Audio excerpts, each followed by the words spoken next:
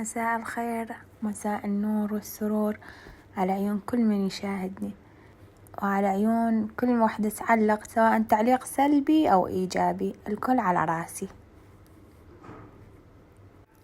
بنات حبيباتي، اليوم أنا سويت بيتزا للعشاء على طريقتي. المهم هاي الطريقة أنا دائما معتمدتها، يعني ما أسوي غير طريقة. هاي الطريقة دائما تنجح وياي، يعني ولا مرة خربت. مثل ما شفتن خليت طحين، وخليت عليه خمرة فورية وملح، رشة قليلة ملح، وشكر 3 خواشق تقريبا أكل، وبيكنج باودر كيس واحد بس على مود تصير هشة، وأخلي ويا تقريبا نص كوب زيت، شوي أكثر من النص، وبعدين أخلي المي تدريجيا يعني شوية شوية لحد ما أشوفها يعني عجينة مناسبة، لا قوية ولا مرجفة مرة.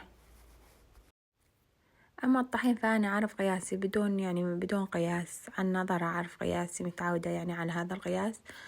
تقريبا هاي عجينتي كل ما أسويها تساوي 6 قلاصات طحين، يعني كوب من هذا كوب الماي العادي، 6 أكواب طحين. وهي المكونات اللي ذكرتها بالبداية حطيتهن علي يعني، ولا تريد تقيس فأكيد راح تقيس المكونات. هسه خلى العجينة تخمر، أسوي هاي مكونات الحشو مال البيتزا. لحم عندي ثرمته خليته وياه، ما أخلي أي شي بهارات وياه، أحب يعني طعم اللحم يبقى مثل ما هو، ما أخلي بهارات، بس ورقار على مود الزفرة، وأحمس اللحم وأعوف على صفحة. عندي خضروات أحط طماطة وفلفلة خضرة، ما أضيف غير شي، بس هاي الإضافات على البيتزا ما اللي أسويها أني.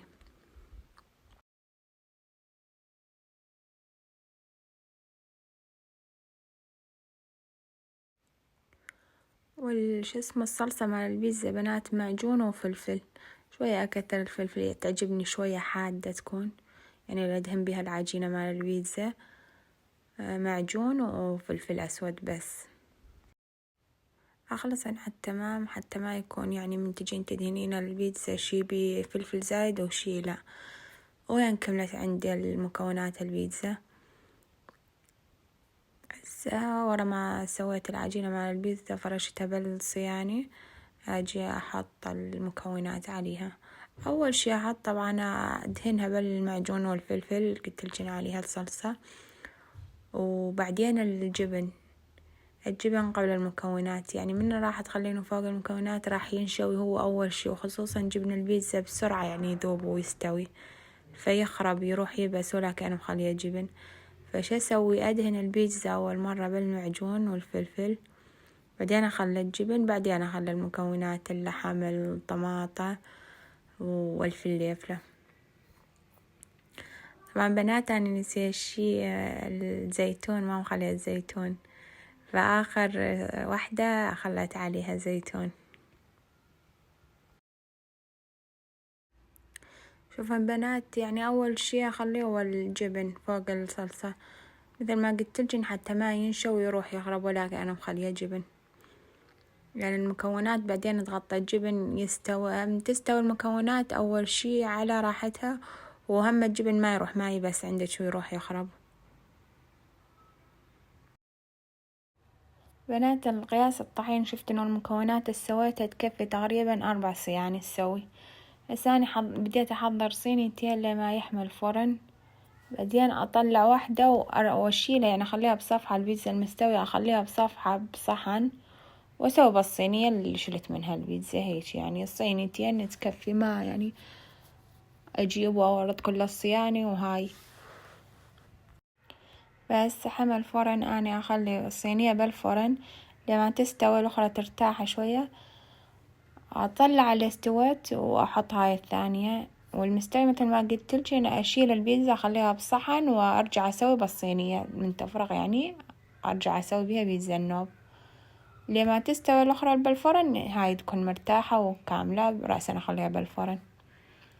مثل ما تشوفين بنات، هاي أول وحدة استوت، ما خليت جبن على الأوليات، يعني ما كثرت. عندي ابني ما يحب هاي الشغلات، قلت يعني ما يحب أي شي أجبان هاي، فما كثرت جبن. أما أني لا يعجبني الجبن، أحبها يعني هيش متروسة مليانة جبن. أكثر شي يعجبني بالبيتزا هو الجبن. حارة أريد أشيلها، ما تنشال، حارة فد مرة. بعدني هسه يعني تو طلعتها من الفرن وقطعتها، وحتى أشيلها أخليها بغير صحن.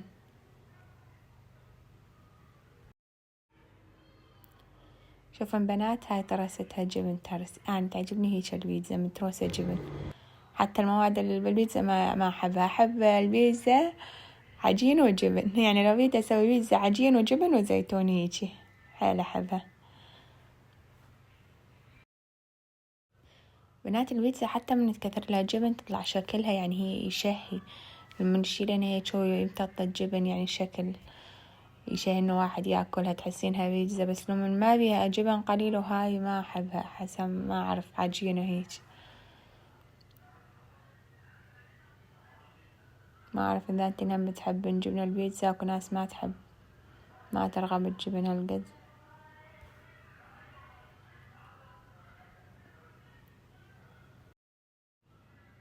هسه يقولون مسوي العشاء من العصر، مدري شلون يقعدين ينتقدن.